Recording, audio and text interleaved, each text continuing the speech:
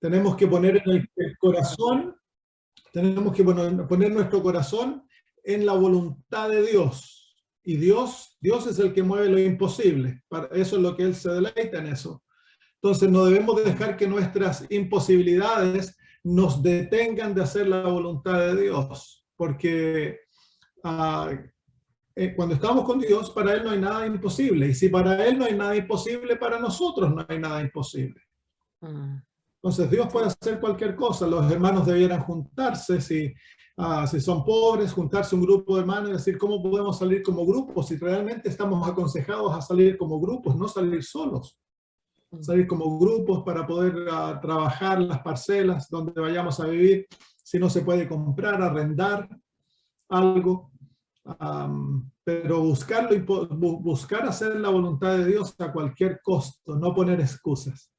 Porque si Dios ha dado luz, hay que caminar de acuerdo a aquella luz, no hay que poner excusas.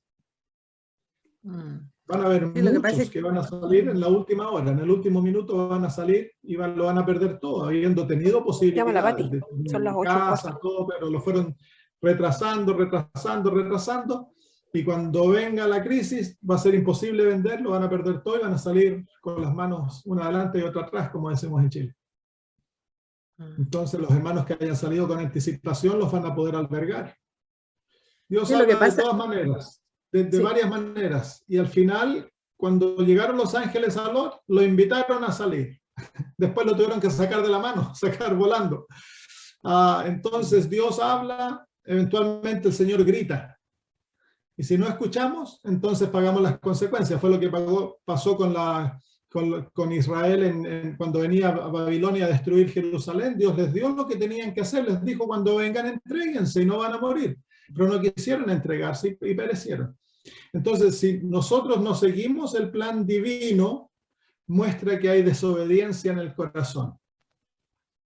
Y eso es lo que Dios está probando. Dios está probando si somos obedientes, si estamos dispuestos a someternos a su voluntad y sufrirlo todo por Él.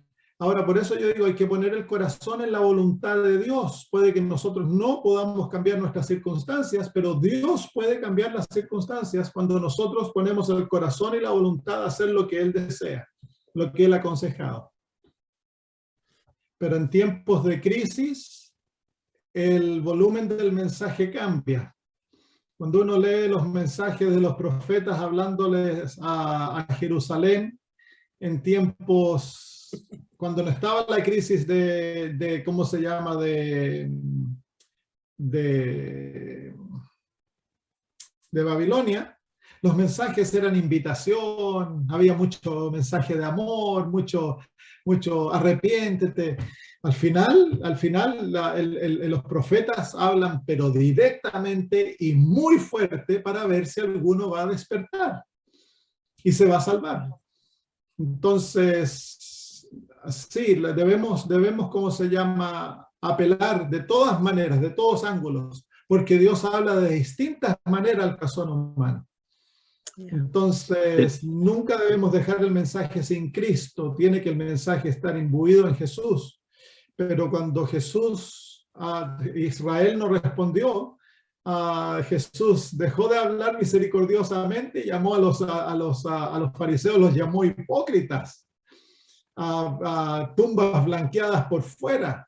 Cuando entró al templo, agarró el látigo y echó a los que estaban vendiendo del templo, con el deseo de despertar. No es simplemente con el deseo de crear un temor, sino que con el deseo de despertar al corazón que está durmiendo en paz propia y pecado.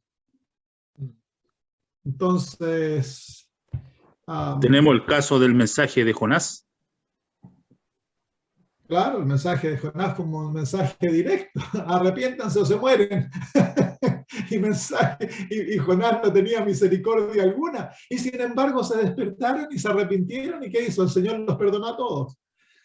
Entonces, sí, es verdad, muchas veces predicamos de una manera muy negativa el mensaje, pero Dios también puede usarlo para despertar a los hermanos. El hermano que esté con temor, puede ser que el Espíritu Santo lo esté llamando a despertarse y que se vuelva a Él y que busque al Señor y que busque hacer su voluntad. No es una excusa el abandono de la verdad por la manera en que la verdad se entrega. Porque los ninivitas, si no se hubieran arrepentido, habrían perecido. Y no le podrían haber echado la culpa a Jonás, que les predicó el mensaje muy duro. Entonces, sí, entiendo lo que Carolina dice. Lo estoy tratando de balancear un poquito para que no excusemos al hermano que está poniendo excusas de no salir. Ahora hay hermanos que no pueden salir por las razones que se ponen. Son pobres, no tienen la capacidad, no tienen la capacidad financiera, las posibilidades, no saben. Entonces... O si no, están las personas de la tercera edad, pues pastor, si ese es el tema. Las personas de la tercera edad. Entonces a ellos hay que sacarlos, tienen que salir con los demás. Si hubiera un movimiento entre la iglesia de unidad, lo que pasa es que no somos un pueblo unido, nos preocuparíamos de sacar a los hermanos que no tienen cómo salir. El rico que compra un terreno debiera planear, preparar casas y lugares de vivienda para los pobres que vengan a morar. Pero ya el Señor nos va a unir. Ya el Señor nos va a unir y ahí va a ser distinto. Ahora lo otro es que muchos hermanos, los más viejitos, van a bajar al descanso. El Señor los va a hacer que bajen al descanso en piedad para que no tengan que pasar por las horas terribles que vienen, porque lo que viene, yo sé que da miedo, pero es terrible, lo que viene es bien difícil. Y el Señor quiere que tengamos una preparación más profunda de la que la tenemos ahora. Muy bien, no vamos a hablar de profecía hoy día, vamos a hablar del Espíritu Santo, vamos a terminar nuestra presentación en cuanto a la Trinidad, porque es uno de los aspectos del mensaje de los tres ángeles. El mensaje de los tres ángeles nos lleva a conocer a Dios. Temed a Dios y darle gloria, porque la hora de su juicio ha llegado. Entonces, para nosotros temer a Dios y darle gloria, hemos de conocerlo como Él es y como la palabra lo presenta. Y es por eso que Satanás ha introducido una herejía en la iglesia, a través de la cual él destruye la divinidad de Jesús y destruye la identidad del Espíritu Santo. Entonces destruye a Dios. Satanás sabe muy bien quién Dios es. Y cuando él lo imita en la tierra, cuando él crea un falso Dios en la tierra, él crea una Trinidad. Es bien interesante, ¿no? Pero lleva al pueblo de Dios a pesar de que tan solo Dios el Padre es Dios, que Jesús es un ser creado y que su divinidad es prestada del Padre, y que el Espíritu Santo es simplemente una fuerza que proviene del Padre y del Hijo y que no es un ser, que no es Dios. Entonces nos deja en una situación precaria, porque si nosotros aceptamos esa posición en cuanto al Espíritu Santo, entonces vamos a dejar de relacionarnos con el Espíritu Santo, y el Espíritu Santo es la vida del cuerpo. Es así nomás. Así como el cuerpo no tiene vida sin el Espíritu, de la misma manera la iglesia no tiene vida sin el Espíritu de Dios. Entonces debemos tener mucho cuidado de lo que decimos en cuanto al Espíritu Santo, porque Él lo es todo para nosotros. La hermana de White dice de que lo que Jesús era para los apóstoles, el Espíritu Santo lo es para nosotros. Así que vamos a estudiar un poquito acerca del Espíritu Santo en esta tarde para ustedes. Oremos y comenzamos. Padre maravilloso, alabamos tu nombre de todo corazón y te exaltamos a ti porque eres un Dios bueno. Te amamos, Padre, de corazón, y agradecemos que tú nos has dejado tu palabra. Nos has dado el espíritu de profecía para guiarnos a toda la verdad, Señor.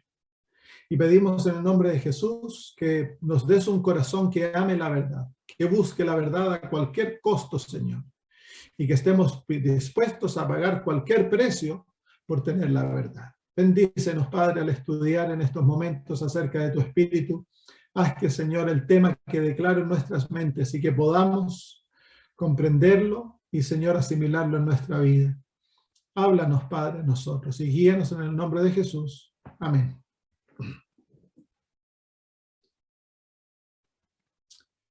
Muy bien. No tengo presentación para darles hoy. La presentación la tengo en inglés. No tuve el tiempo de traducirla. Pero bueno, nos vamos a ir. Vamos al libro de... Vamos a ver acerca de la existencia, lo que la Biblia dice en cuanto a la existencia del Espíritu Santo. Vengan a Mateo capítulo 28 y versículo 19. Mateo 28 y versículo 19.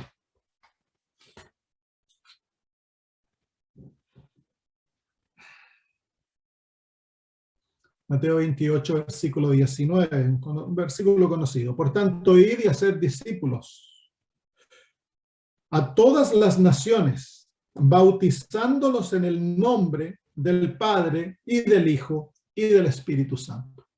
La manera que ese versículo está escrito es para enfatizar la individualidad de cada uno de cada una de las personas de la deidad que caen bajo el nombre de Dios. Aquí, como lo hemos dicho antes, este versículo nos muestra que hay un solo Dios, porque la palabra nombre es singular, un nombre. Y sin embargo, bajo ese nombre hay tres. Y se menciona a los tres en forma bien conclusiva. Se dice en el nombre del Padre y luego y del Hijo y del Espíritu Santo. Mateo está haciendo énfasis en la individualidad de cada uno de ellos. Y son tres, no son dos. Y así como el Padre es real y es una persona, y Jesús es real y es una persona, entonces hemos de esperar, por el hecho de que Mateo pone al Espíritu Santo a la par con el Padre y el Hijo, hemos de esperar que el Espíritu Santo también sea individual, un individuo y una persona. Es independiente de de las otras personas de la deidad, pero no independiente de la manera que nosotros pensamos independencia, porque los seres de la Trinidad no viven independientemente el uno del otro. Como ya lo aprendimos, el Espíritu Santo, en él moran el Padre y el Hijo. Y en el Padre mora el Hijo y el Espíritu Santo, y en Jesús mora el Padre y el Espíritu Santo. Entonces no hay esa independencia causada por el pecado, pero es una independencia de individualidad. Son individuos, son seres que tienen una existencia propia y han tenido esa existencia propia por la eternidad. Los lenguajes que muchas veces nosotros usamos, como que Jesús procede del Padre y el Espíritu Santo procede del Padre y el Hijo, simplemente es una referencia para manifestar esa unión maravillosa que existe entre las personas de la deidad. Así que el Espíritu Santo es un ser real, tan real como el Padre y tan real como Jesús. Por eso se lo pone como una tercera persona. Si él no fuera una persona, ¿para qué Mateo va a mencionarlo como que fueran tres si realmente son dos? En el libro de 2 de Corintios, capítulo 13 y versículo 14. 2 Corintios 13:14. La gracia, dice, del Señor Jesucristo, el amor de Dios y la comunión del Espíritu Santo sean con todos vosotros. Amén. ¿Se fijan ustedes de que cada una de las personas mencionadas aquí trae una bendición al cuerpo de Cristo, a la iglesia? Jesús trae gracia. Dios trae el amor y el Espíritu Santo trae comunión. Entonces, esto nos identifica de que son tres personas distintas, que cada uno trae una bendición a la iglesia que el otro no trae. Son personas individuales, hacen una obra individual y una obra específica por la iglesia.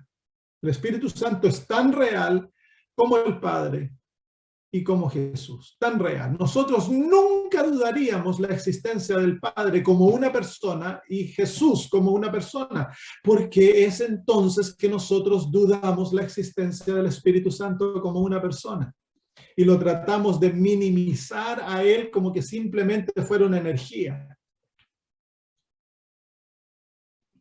En Hechos capítulo 15, versículo 28.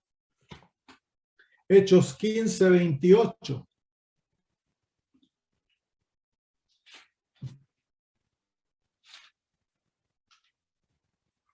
Dice, porque ha parecido bien al Espíritu Santo y a nosotros no imponeros ninguna carga más que estas cosas necesarias. Se fijan en ese versículo que para los apóstoles el Espíritu Santo era una persona con la cual ellos consultaron la decisión que debieran hacer en cuanto a los problemas que la iglesia estaba presentando y por la cual se había llamado el Concilio de Jerusalén. Y los apóstoles le dicen a los delegados de todas las iglesias que habían venido, le ha parecido bien al Espíritu Santo y a nosotros.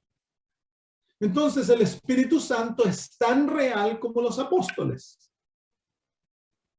Es una persona.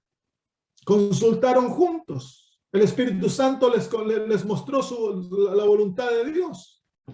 Y esa es la voluntad que se manifiesta en la iglesia. Así que el Espíritu Santo es tan real como los apóstoles. Es un ser real. Vamos al libro de Juan, capítulo 14, versículo 26. El Espíritu Santo tiene una existencia distinta a la del Padre y de Jesús. Juan 14, 26. Dice, mas el Consolador, el Espíritu Santo, a quien el Padre enviará en mi nombre, Él os enseñará todas las cosas y os recordará todo lo que yo os he dicho. Entonces aquí ve muy claramente ese versículo nos presenta a las tres personas de la deidad y el Espíritu Santo es una persona distinta al Padre y a Jesús. Dice que el Padre va a enviar al Espíritu Santo en el nombre de Jesús, como el representante de Jesús. Porque el Espíritu Santo es el don de Dios, así como Jesús fue el don de Dios. Entonces, claramente el versículo hace una distinción entre las tres personas de la deidad. Son distintas el uno del otro. Juan 16, 7. Pero yo os digo la verdad, os conviene que yo me vaya, porque si no me fuera, el Consolador no vendría a vosotros, mas si me fuese, yo lo enviaré. Entonces, nuevamente, aquí el versículo es bien claro. Jesús se va, el Consolador viene. Dos personas totalmente distintas. Jesús lo envía como su representante. Romanos 8:27. Romanos 8:27.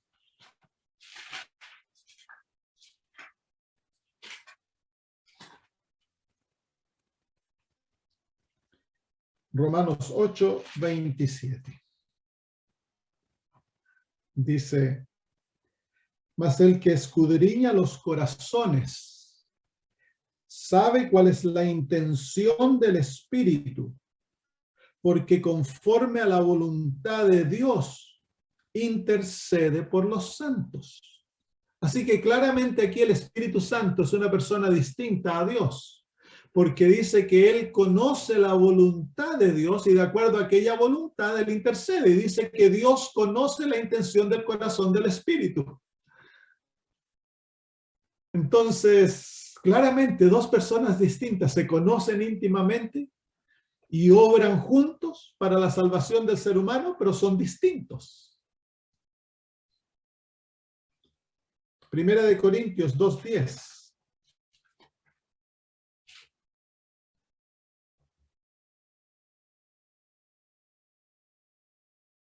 Dice, pero Dios nos las reveló a nosotros por el Espíritu, porque el Espíritu todo lo escudriña, aún lo profundo de Dios. Qué interesante, ¿no? Aquí el Espíritu Santo se lo ve escudriñando las profundidades de Dios, la mente divina.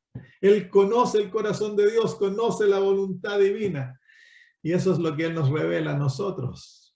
Así que claramente, muy claramente estos versículos muestran que hay una diferencia entre el Padre, entre Dios y el Espíritu Santo. Déjenme cambiar un poquito aquí.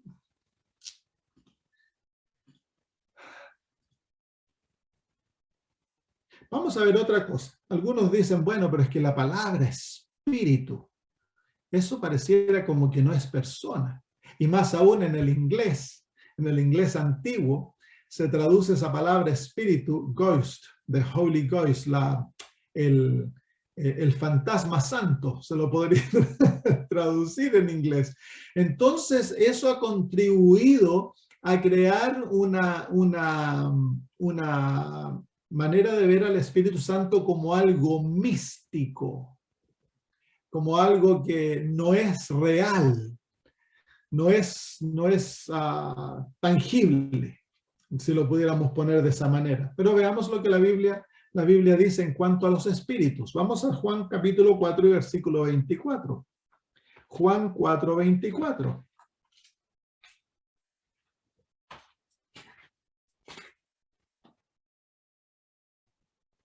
Miren aquí que nos dice, Dios es espíritu. Y los que le adoran en espíritu y en verdad es necesario que le adoren. ¿Dudaríamos nosotros que Dios es un ser real? Nunca. Pero Él es espíritu, nos dice aquí. Es mucho más real que nosotros. Él no tiene una naturaleza carnal, Él tiene una naturaleza espiritual, pero eso no deja de decirnos de que Dios es real. La Biblia claramente muestra a Dios teniendo ojos, teniendo oídos, boca. Él habla, Él siente, Él tiene sentimientos en el corazón, es un ser real, tiene pies, tiene manos. Fuimos creados nosotros en su imagen, así que Dios tiene una imagen. Entonces, el hecho que la Biblia diga que el Espíritu Santo es un espíritu no quiere decir de que Él es algo efímero, algo intangible. No, no, no. Simplemente es otro tipo de naturaleza. Ahora nosotros no sabemos qué naturaleza tiene el Espíritu Santo. Sabemos que Él es invisible al ojo humano. Algún día lo vamos a conocer, pero Él es real. Él es una persona. Nunca dudamos la naturaleza de los ángeles. Los ángeles son espíritus, nos dice la Biblia. Mire, vengan al libro de Hebreos, capítulo 1, versículos 13 al 14. ¿Cómo sabemos que Dios es una persona a pesar de que Él es espíritu? Porque Él tiene los rasgos de una persona. Es por eso que sabemos que es persona. No es una persona humana, pero es una persona, Dios. Es un individuo. Él piensa, Él tiene sentimientos, tiene todos los atributos de una persona. Eso es lo que lo hace una persona a Dios, a pesar de que es espíritu. Miren los ángeles. Hebreos 1, 13 al 14. Dice, pues ¿a cuál de los ángeles dijo Dios jamás siéntate a mi diestra hasta que ponga a tus enemigos por estrado de tus pies? ¿No son todos espíritus ministradores enviados para servir a favor de los que serán herederos de la salvación? Así que aquí los ángeles son espíritus también. Ellos no son seres carnales como nosotros, de carne y hueso, son seres espirituales, pero son tan reales, son más reales que nosotros porque ellos no mueren. ¿Cómo sabemos que los ángeles son personas? Porque ellos tienen los rasgos de personalidad. Eso es lo que nos dice que son personas. Ellos hablan, piensan, pueden llegar a conclusiones, tienen cuerpos. Algunas veces se materializan, se hacen parecer seres humanos. Son seres tan reales porque tienen rasgos de personas, son personas. Eso es lo que hace a alguien ser una persona. Entonces queremos ver si el Espíritu Santo tiene rasgos de persona. Vamos a ver esto. Vamos a ver los rasgos de persona que el Espíritu Santo tiene. ¿Nos presenta la Biblia el Espíritu Santo como persona? Veámoslo pues. Juan 14, 26. Juan 14, 26.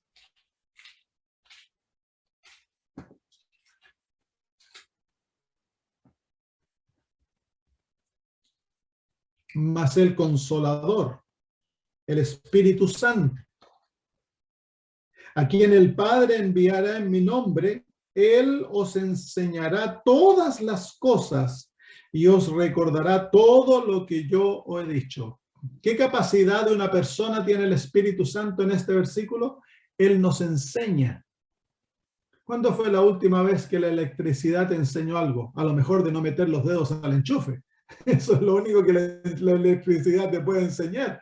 Pero dice que el Espíritu Santo tomará las cosas de Dios y las enseñará a nosotros. Eso es algo que tan solo una persona puede hacerlo. El enseñar verdad requiere capacidades, facultades mentales avanzadas. Y un perrito no te puede enseñar verdad. Una mosca no te puede enseñar verdad. Puede enseñarte verdad en lo que ella es. Tú a través de capacidades de deducción puedes deducir verdades de esos seres. Pero verdad teorética enseñada en forma racional, tan solo un ser con capacidades racionales puede hacer eso. Y el Espíritu Santo nos enseña la verdad. Juan 16:8. Juan 16:8. Y cuando Él venga, convencerá al mundo de pecado, de justicia y de juicio. Quiero que te fijes que aquí el Señor se refiere al Espíritu Santo con el ¿cómo se llama en inglés, en español? El pronombre Él. Él. No lo dice, porque en inglés y en griego, en español no lo tenemos. Para referirse a cosas, tú puedes decir it o eso. Entonces, el Señor en el griego también puedes hacerlo. En el griego es más aún. El pronombre puede ser masculino o femenino y puede ser un pronombre neutral. Pero el Señor Jesús no se refiere aquí con el pronombre neutral, Él se refiere con el pronombre masculino, it, a Él. Así que claramente el Señor Jesús ve al Espíritu como una persona, lo llama Él. Y más aún, dice aquí el versículo 8, que Él convencerá al mundo. Él convence, y para convencer, Él tiene que tener capacidades de raciocinio, porque tiene que presentar argumentos a la mente y al corazón del ser humano que lleven al ser humano a ver en forma razonable la verdad y ponerse de parte de la verdad. Porque Dios no fuerza el intelecto, Dios razona con el intelecto. Y el que hace esa capacidad de razonar es el Espíritu Santo. El Espíritu Santo es el que razona con nuestros espíritus. Versículo 13. Pero cuando venga el Espíritu de verdad, Él os guiará a toda la verdad, porque no hablará por su propia cuenta, sino que hablará de todo lo que oyere y os hará saber las cosas que habrán de venir. Se fijan, aquí hay varios atributos de persona en este versículo. Miren, dice, Él os guiará a toda la verdad. Él hablará Él no hablará por su, así que el Espíritu Santo habla y el Espíritu Santo escucha, porque dice, sino que hablará todo lo que oye. Así que el Espíritu Santo es como un poco sapo, él se sienta entre la Trinidad y él escucha lo que están hablando y él viene y después nos cuenta a nosotros. Eso es lo que él hace. Y hará saber toda cosa que habrán de venir. Entonces, esas son capacidades personales. El Espíritu Santo habla, escucha, razona, enseña, guía. Versículo 14. Él me glorificará porque tomará de lo mío y os lo hará saber. Él toma de lo que es de Jesús. Así que aquí hay una diferenciación nuevamente entre Cristo y el Espíritu. Y el Señor toma de lo que es de Jesús. ¿Cómo lo toma? En conversación. Cuando están hablando acerca de la iglesia, ellos llegan a conclusiones y el Espíritu Santo trae aquello y lo hace saber a la iglesia.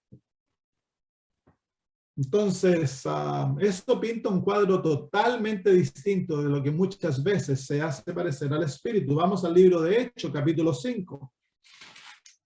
El libro de Hechos es el libro de los hechos del Espíritu Santo. Es un libro que fue escrito específicamente para que nosotros conozcamos el poder y las capacidades del Espíritu Santo, así como los evangelios fueron escritos para presentarnos a Jesús. El libro de Hechos fue escrito para presentarnos al Espíritu Santo y lo que la iglesia puede llegar a ser si es guiada por el Espíritu Santo. Capítulo 5 y versículo 3 dice: y dijo Pedro, Ananías, ¿por qué llenó Satanás tu corazón para que mintieses al Espíritu Santo y sustrajeses del precio de la heredad? Así que uno le puede mentir al Espíritu Santo. ¿Tú le puedes mentir a la atmósfera?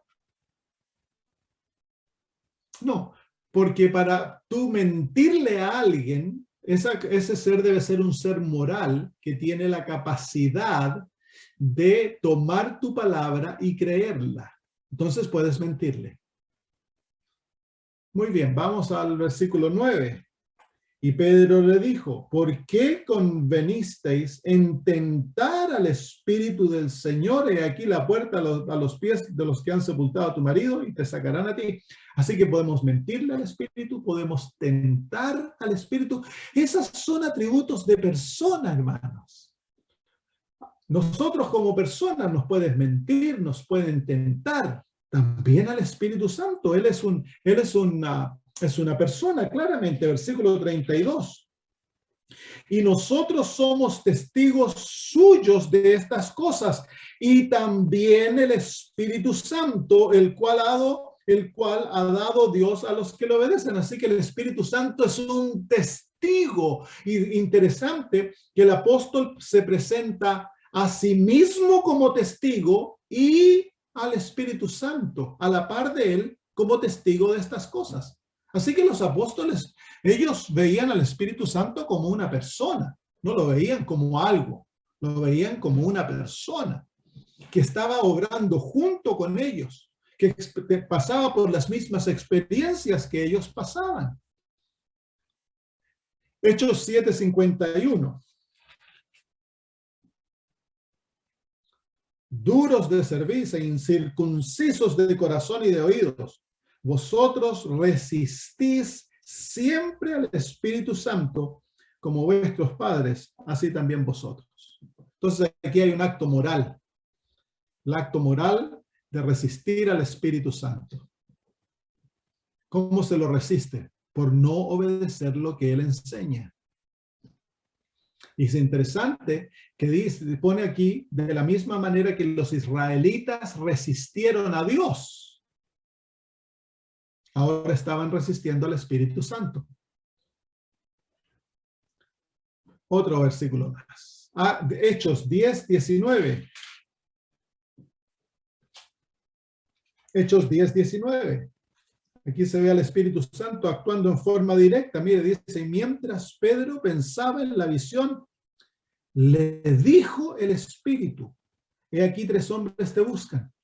Así que aquí vemos al Espíritu directamente hablándole a Pedro. Y le dice, he aquí 3 hombres te buscan. ¿Cómo sabía el Espíritu Santo que 3 hombres lo buscaban? Y si es una cosa, ¿cómo puede hablarle a Pedro? No, pues es el Espíritu Santo. Tiene capacidad de razonar, tiene capacidad de comunicarse. ¿Y cómo se comunica? Verbalmente, le habla a Pedro. Capítulo 11, versículo 12. Y el Espíritu Santo, dice el apóstol Pedro, testificando de esta experiencia, él dice, y el Espíritu Santo me dijo que fuese con ellos sin dudar. Así que el Espíritu Santo no tan solo le dijo que lo buscaban 3 hombres, sino que luego se comunicó con él y le dijo, anda con ellos y no tengas duda. Y el apóstol Pedro sabe que es el Espíritu Santo que le habló. Lo podría haber dicho en forma más general el apóstol Pedro, podría haber dicho, Dios me habló. Pero no, él lo hace bien puntual. Dice, fue el Espíritu Santo que me dijo. Capítulo 13, versículos 2 y 4. Estamos viendo cómo el Espíritu Santo es presentado en las Sagradas Escrituras con rasgos de persona, porque eso es lo que nos muestra que Él es una persona. Versículos 2 y 4. Ministrando estos al Señor y ayunando, dijo el Espíritu Santo, apartadme a Bernabé y a Saulo para la obra que los he llamado. Entonces, habiendo ayunado y orado, les impusieron las manos y los despidieron. Así que el Espíritu Santo le habla a la iglesia, a los que estaban ayunando, y les dice que deben apartar a Pablo y a Bernabé para la obra que él les había dado. Nuevamente, entonces, en todos estos versículos vemos al Espíritu Santo hablando en forma literal. Lo que San Juan nos enseña, que el Espíritu Santo nos va a hablar, aquí se ve literalmente siendo practicado por el Espíritu Santo. Hechos 15:28. Hechos 15:28.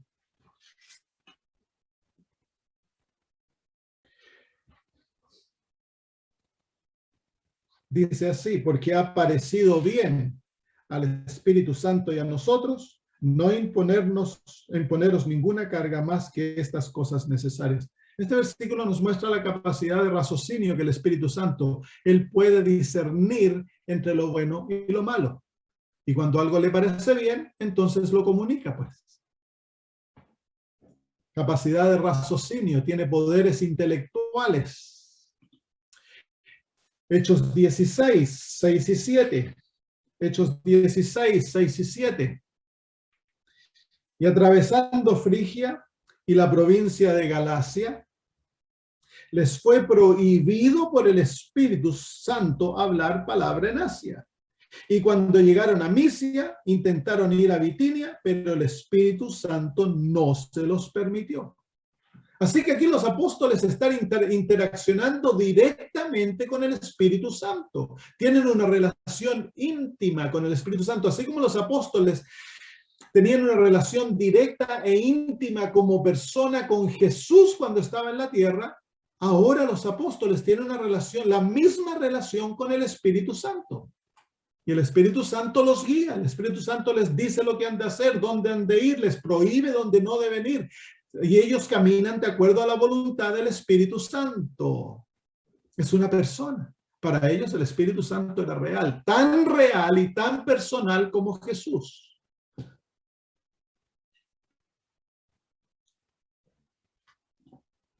Hechos 20:28.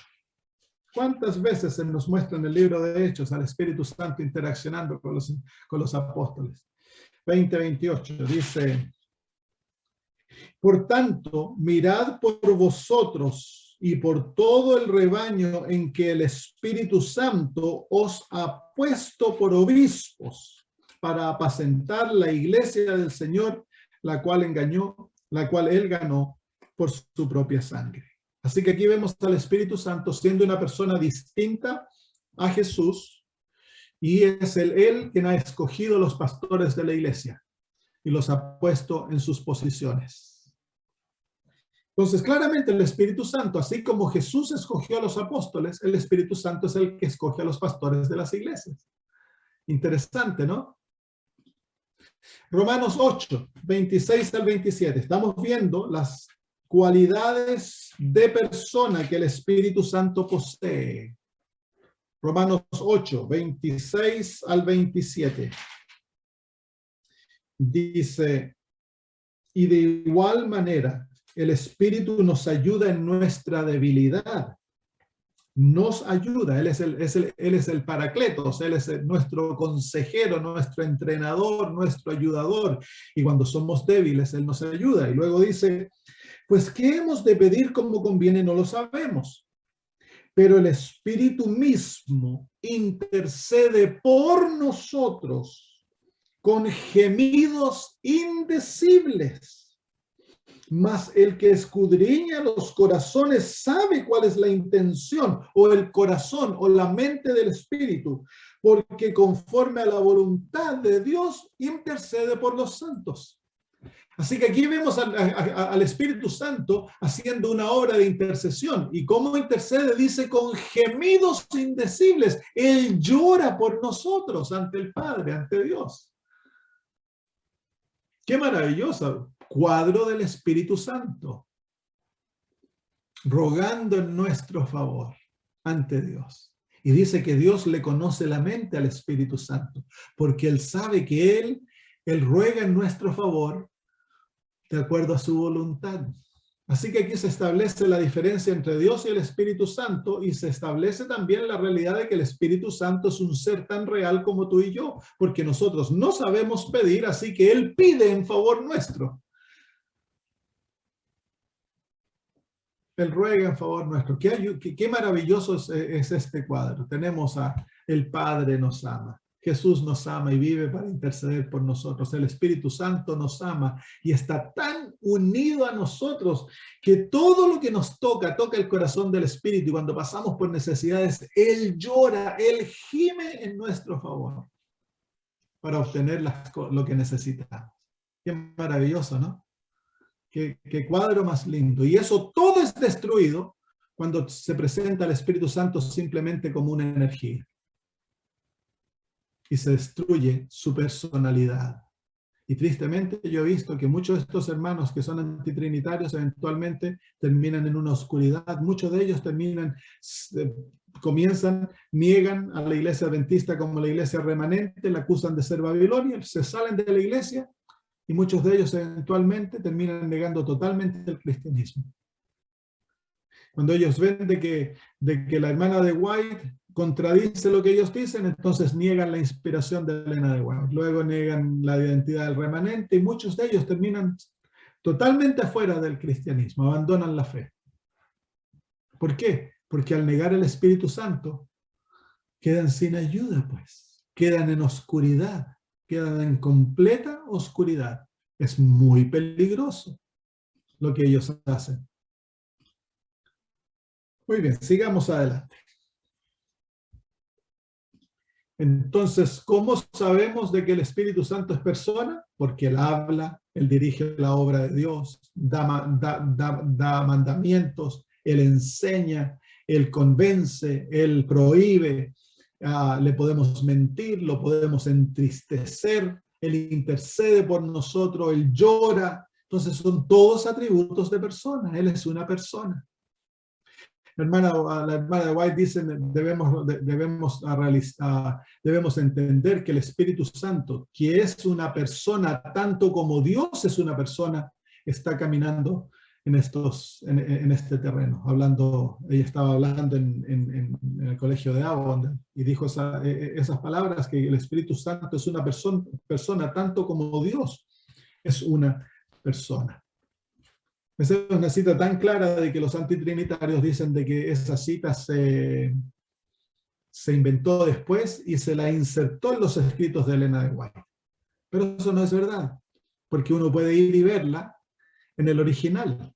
Y tú ves, en los originales es bien interesante ver porque están escritos a mano o están escritos en máquina, pero cuando los secretarios de Elena de White escribían sus notas, luego se la pasaban a ella para que las leyera y las revisara. Y tú ves alrededor todas las correcciones que ella hacía que deseaban que hicieran. Así que ves la página, la cita, y alrededor ves el manuscrito de Elena de White poniendo instrucciones o tachando una palabra, poniendo otra palabra.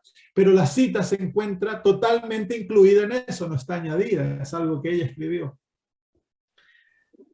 Eso de que se han cambiado los escritos de Elena de White y que se han insertado cosas nuevas, eso es falsedad. Los fideicomisarios del Centro White han sido muy fieles en la obra de mantener los escritos. porque ellos saben de que tienen una obra sagrada ante Dios. Muy bien, ¿es el Espíritu Santo Dios?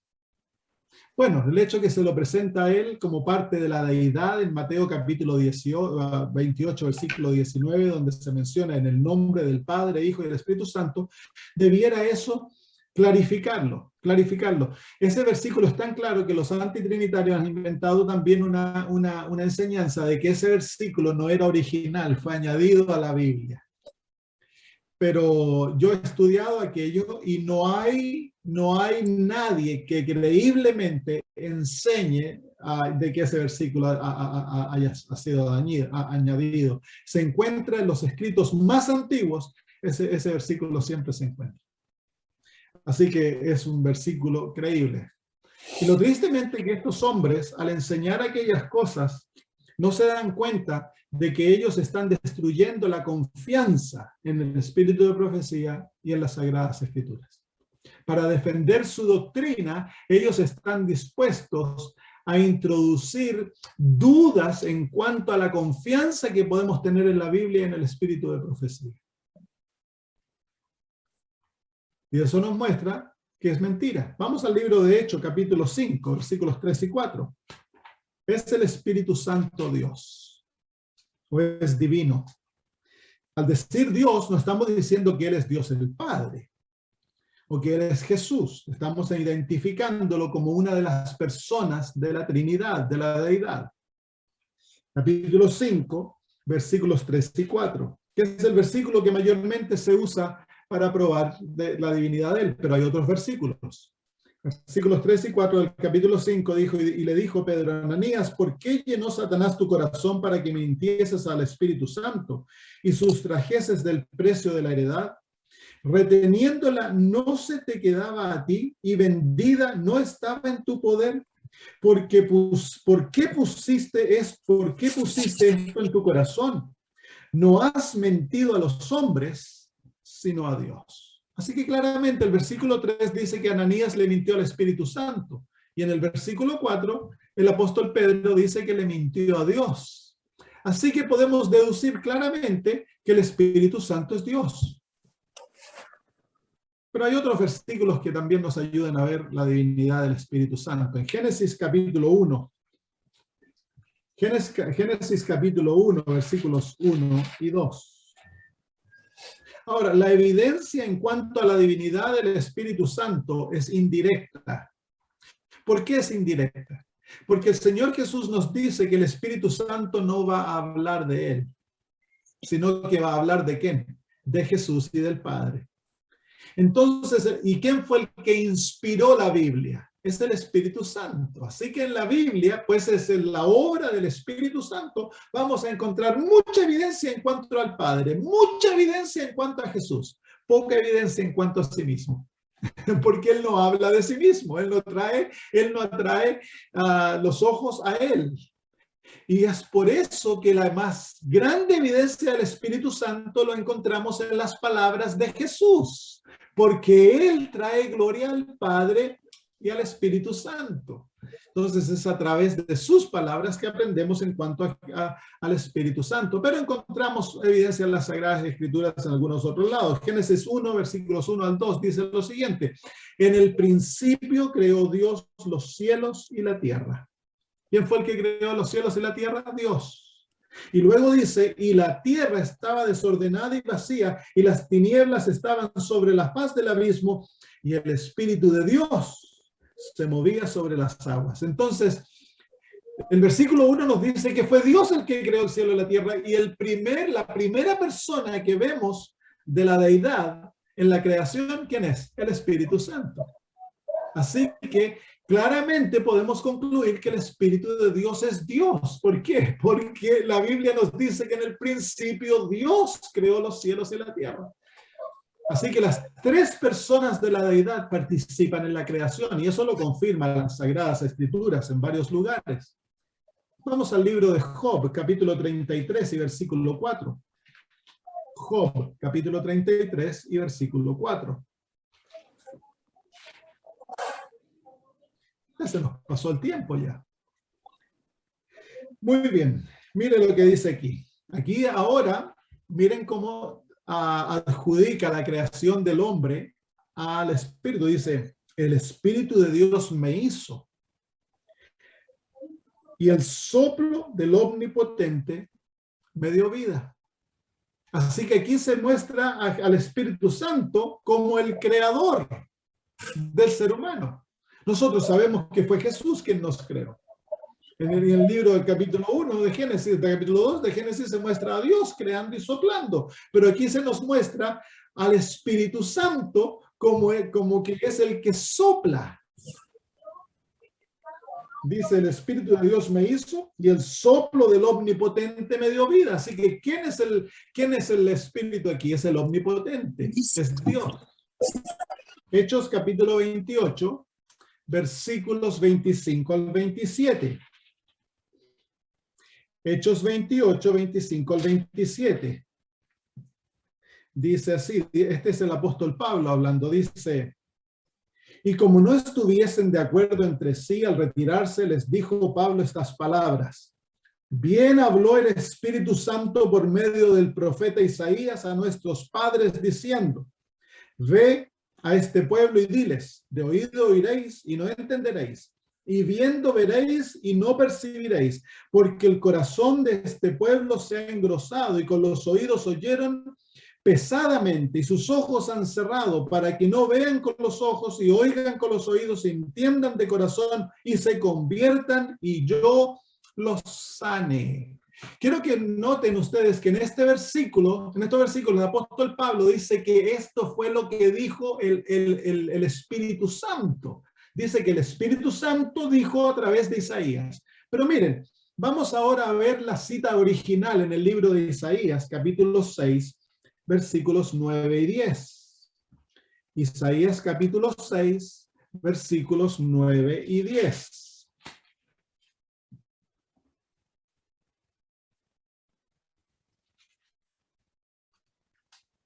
Vamos a leer el versículo 8 también. Dice, después oí la voz del Señor, en el original Jehová, que decía, ¿a quién enviaré y quién irá por nosotros? Entonces respondí yo, heme aquí, envíame a mí. Y dijo, anda y di a este pueblo, oíd bien y no entendáis, ved por cierto, mas no comprendáis, engruesa el corazón de este pueblo y agrava sus oídos y ciega sus ojos, para que no vea con sus ojos, ni oiga con sus oídos, ni su corazón entienda, sino ni se convierta y haya para él sanidad. Así que ahí se encuentra que en las palabras de Pablo, estas palabras fueron dichas por el apóstol, por el Espíritu Santo.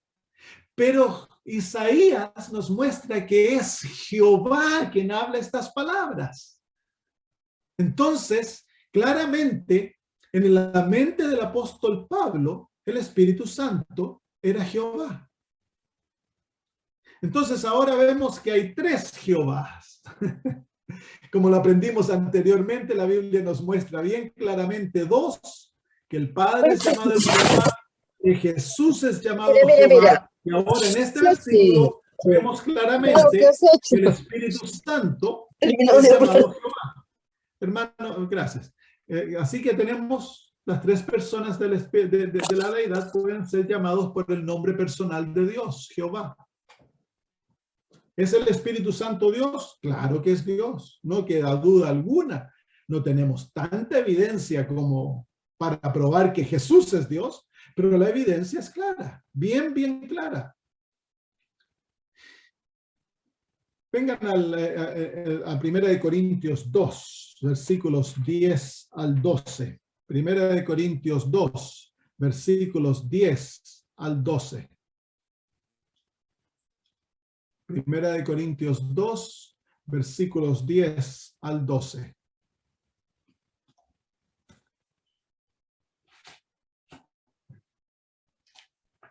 Primera de Corintios 2, versículos 10 al 12. Dice, pero Dios nos las reveló a nosotros por el Espíritu, porque el Espíritu todo lo escudriña, aún lo profundo de Dios. Porque ¿quién de los hombres sabe las cosas del hombre sino el espíritu del hombre que está en él? Así tampoco nadie conoció las cosas de Dios sino el espíritu de Dios. Y nosotros no hemos recibido el espíritu del mundo, sino el espíritu que proviene de Dios, para que sepamos lo que Dios nos ha concedido. Ahora, comentando en este versículo, la hermana de White dice lo siguiente: el Espíritu Santo tiene una personalidad, de lo contrario no podría dar testimonio a nuestros espíritus y con nuestros espíritus de que somos hijos de Dios. También debe ser una persona divina, pues de lo contrario no podría escudriñar los secretos que se esconden en la mente de Dios. Porque, ¿qué hombre conoce las cosas del hombre sino el espíritu del hombre que está en él? Así las cosas de Dios no las conoce nadie sino el espíritu de Dios. Así que la hermana de White usa este versículo para decirnos de que el Espíritu Santo es un ser personal, es una persona, y que es una persona divina. Eso es lo que esos versículos nos están enseñando, y está corroborado por el espíritu de profecía. El Espíritu Santo es un ser personal, es una persona, y también es una persona divina, es Dios. ¿Cuáles son veamos algunos de los atributos del Espíritu Santo que lo califican como Dios? Vengan al libro de Hebreos, capítulo 9 y versículo 14. Hebreos, capítulo 9 y versículo 14.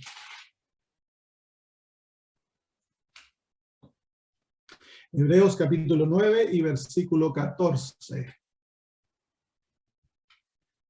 Dice: cuánto más la sangre de Cristo, el cual mediante el Espíritu eterno se ofreció a sí mismo sin mancha a Dios, limpiará vuestras conciencias de obras muertas para que sirváis al Dios vivo. ¿Se fijan ahí cómo se llama el Espíritu Santo? Se lo llama el Espíritu eterno. Así que el Espíritu es eterno. Y si es eterno, ese es un atributo divino. Si es eterno, no ha habido nunca un tiempo en el que Él no ha sido. Siempre ha estado. Ese es un atributo divino. El Espíritu Santo es omnipresente. Está presente en todos lados. Apocalipsis 5:6 nos habla del Espíritu Santo como los 7 espíritus. Y eso de los 7 espíritus es una revelación de la obra de omnipresencia del Espíritu Santo. Capítulo 5, versículo 6. Dice: y miré y vi que en medio del trono y de los 4 seres vivientes y en medio de los ancianos estaba en pie un cordero como inmolado que tenía 7 cuernos y 7 ojos, los cuales son los 7 espíritus de Dios enviados por todas partes. La omnisciencia, no omnipresencia, sino que omnisciencia, la capacidad de saber todo. Y en la Biblia, ojos son símbolo de sabiduría. Entonces el Espíritu Santo posee toda la sabiduría. Eso es el número 7. Representa la omnisciencia del Espíritu Santo. Lucas 1:35. Lucas 1:35.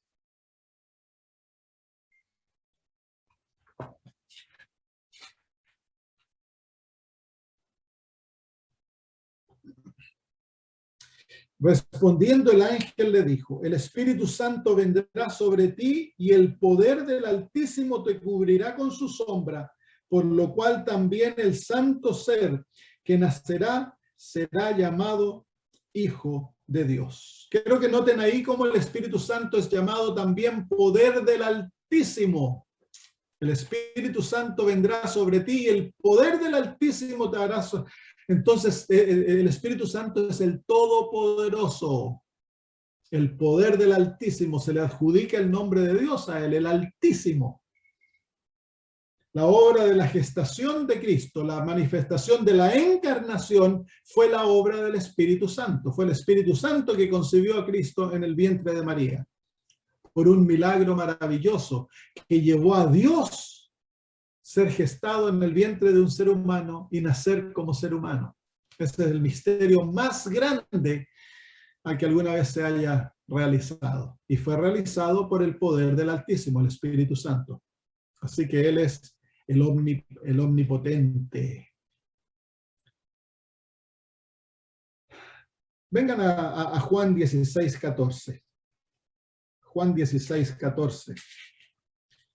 ¿Por qué es que el Espíritu Santo es tan importante para nosotros? Juan 16:14. Ya hablé de esto, pero quiero volver a reenfatizarlo. Dice, Él me glorificará porque tomará de lo mío y os lo hará saber. Entonces el Espíritu Santo toma lo que es de Jesús y lo exalta a Él, no a sí mismo. Miren el versículo 26. Dice, en aquel día pediréis, capítulo 14 y versículo 16 y 26, 14, 16 y 26, dice, y yo rogaré al Padre y os dará otro consolador para que esté con vosotros para siempre. Versículo 26, mas el consolador, el Espíritu Santo, a quien el Padre enviará en mi nombre, Él os enseñará todas las cosas y os recordará todo lo que yo os he dicho. Así que claramente aquí se nos muestra de que el Espíritu Santo no es Jesús, es una persona distinta a Jesús. El Señor se refiere a Él como otro consolador, porque entre los antitrinitarios se enseña que el Espíritu Santo es Jesús manifestado de otra manera y que es la presencia del Padre. Pero aquí claramente las palabras de Jesús nos hacen una distinción bastante clara entre Jesús y el Señor. Jesús dice, yo os enviaré otro consolador. Otro, la palabra otro denota la diferencia que hay entre el Espíritu Santo y él mismo. Y Jesús dice, yo me voy, el Espíritu Santo viene. Eso todo muestra la gran diferencia que hay entre Jesús y el Espíritu Santo. El Espíritu Santo no es Jesús. Vengan al capítulo 15, versículo 26. Pero cuando yo venga el Consolador, cuando venga el Consolador, a quien yo os enviaré del Padre, el Espíritu de verdad, el cual procede del Padre, él dará testimonio acerca de mí. Nuevamente haciendo esa diferencia, yo os envío al Espíritu Santo, él procede del Padre y él va a dar testimonio de mí. Claramente dos personas totalmente distintas las unas de la otra. En Lucas capítulo 3, versículo 22, nuevamente vemos esta distinción. Lucas 3, 22.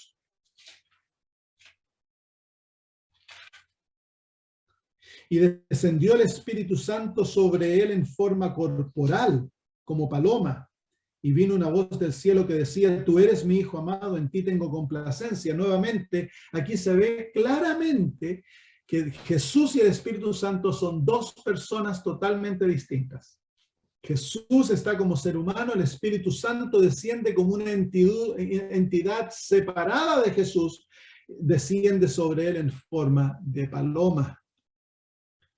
Lucas 4:1 dice, Jesús lleno del Espíritu volvió del Jordán. Imagínense ustedes que si Jesús estaba lleno del Espíritu y el Espíritu es el mismo, entonces Jesús estaba lleno de sí mismo. No, pues son dos personas totalmente separadas. Y Mateo 28:19 nos muestra claramente que el Espíritu Santo, Jesús y el Padre son tres personas independientes. Lo vamos a dejar ahí, ya se nos pasó la hora, la terminamos la próxima semana. ¿Hay alguna pregunta, queridos hermanos?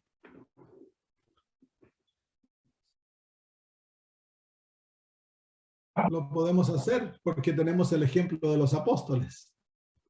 En el libro de Hechos, en los evangelios, los apóstoles hablan con Jesús. En el libro de Hechos, los apóstoles se comunican con el Espíritu Santo también. Entonces la Biblia claramente nos muestra que podemos hablar con el Padre, nuestras oraciones son dirigidas al Padre, pero también podemos hablar en nuestras oraciones con Jesús, con el Espíritu Santo. Entonces no, hay hermanos que creen que eso es poco menos que pecado. No, no es pecado si estás hablando con Dios. Y el Espíritu Santo es tu compañero, es tu guía, es tu entrenador, es tu profesor, es tu consejero. Y si eres tu consejero y tú no hablas con él, ¿cómo te va a aconsejar?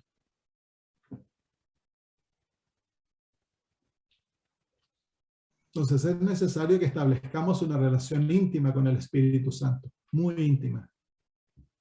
Dice el hermano White que esta es una de las razones por la cual hay tanta muerte espiritual dentro del pueblo adventista. Es porque, en cierto modo, hemos ignorado al Espíritu Santo. No le hemos dado el lugar que a él le corresponde en la vida de la iglesia y en la vida personal.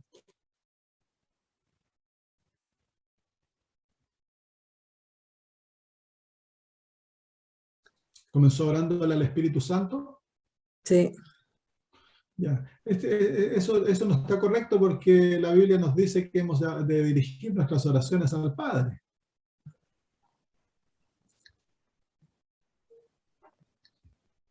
Nuestras oraciones deben ser dirigidas al Padre, pero luego, cuando ya estamos en oración, cuando tú, por ejemplo, estás contemplando a Cristo crucificado, puedes agradecerle a Él porque murió por tus pecados, porque derramó su sangre. Puedes pedirle a Él que interceda por ti ante el Padre. Puedes alabarlo. En el cielo se alaba al Padre y se alaba a Jesús, ¿no? Directamente se alaba a Cristo. Entonces, no hay problema de hablar con las tres personas de la deidad. Y tenemos el ejemplo de los apóstoles.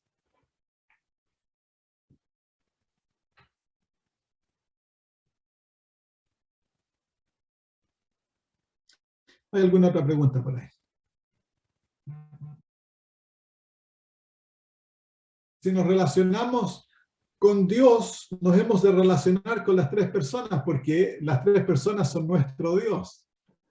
Y hemos de tener en cuenta lo que Jesús nos enseñó, la oración del Padre Nuestro. La oración es dirigida al Padre, damos la honra, la gloria de Él.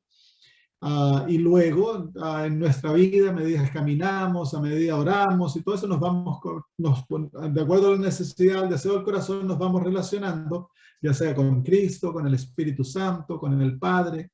Debe ser una relación viva. En esto no hay delineación. Esto es, hay momentos que uno está pasando por dificultades y pareciera como que el Espíritu de Dios se acerca tanto a uno, entonces el pedir ayuda, el pedir consejo, el que nos guíe, porque Él es el consejero, Él es el ayudador. Cuando estamos en problema de nuestro pecado y la conciencia te está acusando, puedes ir a los pies de la cruz y puedes hablar con Cristo como tu intercesor, puedes abrir tu corazón a Él y pedirle.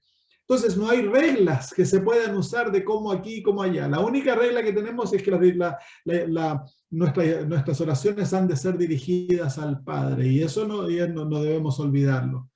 Y hablar al Padre como nuestro papito, sentarnos a Él, a pedir guía, consejo, disfrutar de su presencia, todas aquellas cosas no pueden ser encajonadas en algo. Eso va desarrollándose a medida se va desarrollando una relación con Dios.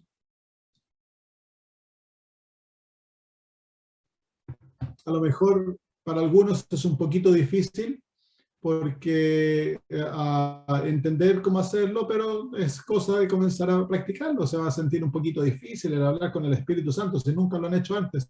Pero pídale, Señor, enséñame a relacionarme contigo, Espíritu Santo, enséñame a escuchar tu voz. Cuando me dices que no lo haga, enséñame, porque la voz de Dios que nosotros escuchamos, mayormente es la voz del Espíritu Santo hablándonos. La conciencia es del Espíritu Santo hablando a través de nuestras facultades racionales.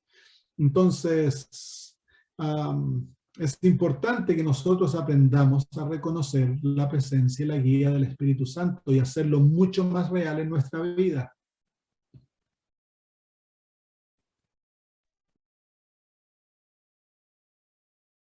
Que muchas veces cuando la presencia del Espíritu se hace bien presente en nuestra comunión con Dios, somos compungidos.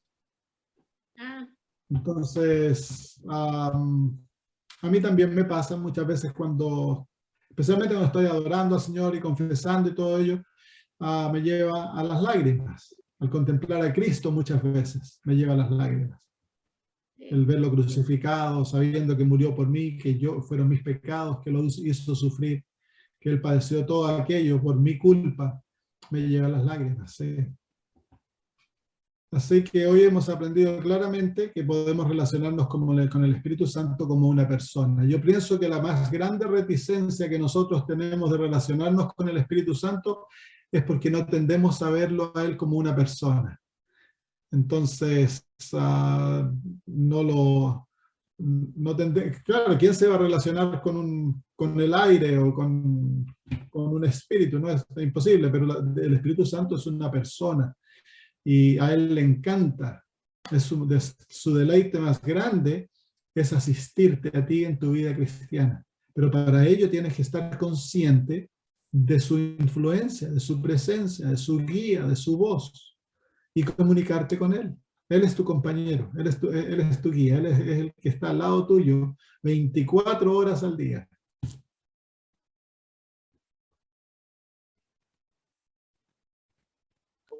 Amén. Muy bien.